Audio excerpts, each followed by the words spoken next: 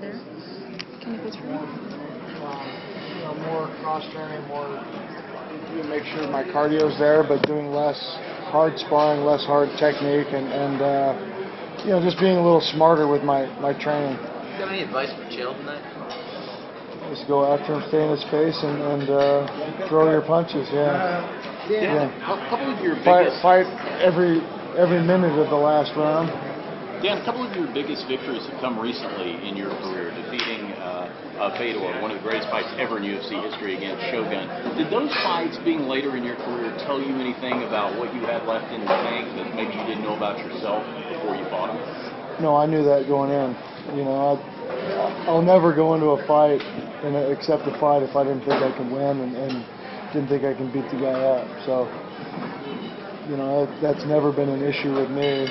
I knew I could. It's just a matter of making sure my body's feeling good and physically and mentally I'm there. And things have been going well for me, on every aspect in my training and in my life. So, I think that has played a part in that as well. Do you ever thought about the two chapters that you've had in the UFC? Obviously you spent your time in Strikeforce there. Now you're back. Now you're on the cusp of the title shot. Any thoughts in terms of the perspective of your career having a second go-round in the UFC compared to? This would probably be my third, actually. The third, yeah. No, I mean it is what it is. I feel like I've always been doing the same sport, just on a different platform sometimes. So I just focus on who I'm fighting at the time, and it could be in a ring, could be in a cage, could be in an octagon or a hexagon. Doesn't matter. What is the biggest challenge you think John Jones poses to you personally? And he's had a lot of public issues. Do you think any of those issues are going to be a distraction for him or for this fight camp or this fight at all? I don't know. I couldn't comment if they'd distract him or not. I know that I'm sure that he's a smart kid and he's going to train hard for any fight that he has. And as far as his biggest assets, his length and his goofiness, his elbows, and I think he continues to try to get better using those. So it's just up to me to make sure that I do what I can do best. There's something to be said about a fighter's confidence, and maybe it goes towards being overconfident or maybe cocky. Do you view the way that he carries himself and the way that he approaches fights, that maybe he does bring a certain cockiness to the cage that you can exploit?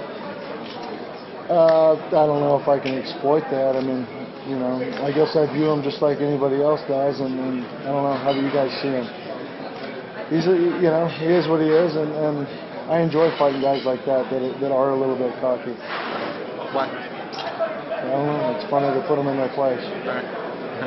However it ends tonight, and however it ends between you and John Jones, are you still gunning for a rematch with Anderson? I'm not gunning for it. I've said that he's probably the only guy I would cut weight for. But right now I'm not even thinking about it. If it never happens, I'll still live my life just fine. But if the fans want to see that, if there's nobody else at 205 that want to see me fight, then maybe I'll do that one. But I'm not worried about it right now. Just need to beat the other tall, skinny guy.